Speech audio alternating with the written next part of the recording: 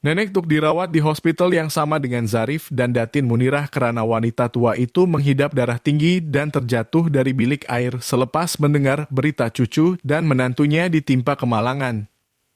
Dian dan Mariam datang ke sana untuk melawat Nenek Tuk. Ketika itu Dian yang berasa dahaga memutuskan untuk ke kantin hospital membeli air soya dan diikuti oleh Mariam.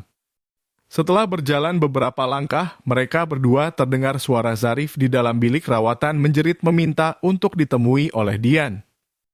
Kini sejak kemalangan yang menimpanya malam tadi, Zarif sudah menyesal dan sadar akan kesilapannya terhadap Dian. Mariam yang ingin tahu coba menjenguk ke dalam dengan membuka celah pintu untuk melihat keadaan juru terbang itu. Dato Saleh yang setia menemani Zarif tampak coba menenangkan anaknya agar tidak bersikap sebegitu, lebih-lebih lagi luka yang dialaminya baru saja dirawat.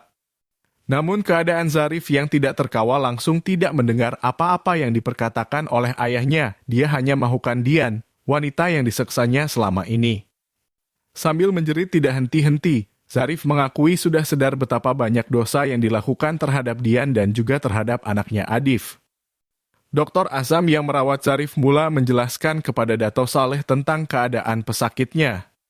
Di mana keadaan Zarif kini sangat teruk, dia mengalami gangguan mental seperti orang gila yang menyebabkan dia berhalusinasi dan tiba-tiba berubah emosi sepanjang masa. Kemudian dokter meminta Dato Saleh tidak terlalu memikirkan perkara ini karena pihak hospital akan membantu dengan membawa pakar psikiatri untuk merawatnya. Dr. Azam juga memberitahu orang tua itu bahwa dia telah memberi obat penenang supaya Zarif dapat tenang dan tertidur. Harapan Dr. Azam cuma Dato Saleh dapat membuatkan Zarif berjumpa dengan Dian supaya dia cepat sembuh dari gangguan mental ini. Mendengarnya, Dato Saleh seolah-olah faham perkara ini tidak mungkin berlaku tetapi dia akan coba memujuk Dian. Tiba-tiba sambil memegang anak patung, Zarif berhalusinasi seolah-olah dia seorang bapak yang memegang Adif, anak yang telah dia sia-siakan. Tidak lama kemudian, kekasih Zura itu akhirnya tertidur akibat kesan obat penenang. Mariam yang sedari tadi memerhatikan adegan itu tidak berhenti mencemuh Zarif yang baginya seperti orang gila. Dia juga teringat bagaimana Zarif meminta Adif mati, tetapi kini setelah semuanya dimakbulkan, dia bertindak begitu. Lantas Mariam terfikir dalam hati, adakah selepas Dian melihat semua kejadian ini, dia akan masuk ke dalam bilik Zarif dan memaafkannya seperti dalam sinetron karena suaminya telah menyadari kesilapannya. Namun, apabila Mariam menutup pintu dan menoleh ke tepi, ternyata Dian sudah duduk meminum air soya yang dibelinya di kantin hospital. Ternyata ketika Mariam asyik melihat keadaan Zarif, Dian sudah berada di kantin sehingga tidak tahu apa-apa tentang keadaan Zarif. Mariam berasa jengkel apabila mengetahuinya, karena dia telah membayangkan rakannya itu menangis melihat segala-galanya. Kini bagi Dian, tiada apa yang perlu ditangisi tentang apa yang berlaku kepada Zarif. Karena dahulu, apabila dia menangis, air matanya tidak bermakna bagi lelaki itu.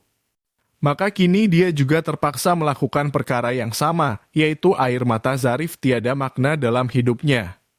Lebih-lebih lagi, bagi Dian walaupun Zarif sedang dalam kesakitan, masih ada yang bersamanya, tidak seperti sebelum ini tiada sesiapa ketika dia cedera. 2 minggu selepas kemalangan itu berlaku, Zarif kini dibenarkan dirawat di rumah. Namun, keadaan Zarif masih sama sekarang dengan wajah muramnya berhari-hari dan setiap masa dia selalu membawa anak patung itu yang disangkanya seperti Adif. Tak lupa dia juga selalu menjerit memanggil nama Dian. Sementara itu, Datin Munirah masih berada di hospital karena keadaan matanya yang serius.